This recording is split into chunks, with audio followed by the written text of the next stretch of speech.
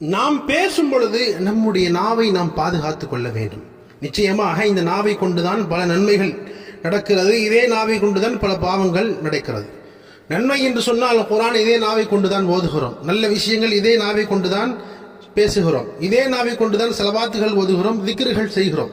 ஆனால் இதே நாவின் கொண்டுதான் நிச்சயமாக மனிதர்கள் அதிகமாக பாவம் செய்கிறார்கள். என்ன செய்யறது? இந்த நாவை கொண்டு பொய் சொல்றது, இந்த நாவிலிருந்து கெட்ட வார்த்தைகள் பேசுறது, நிறைவேற்ற முடியாத வாக்குறுதிகளை கொடுப்பது.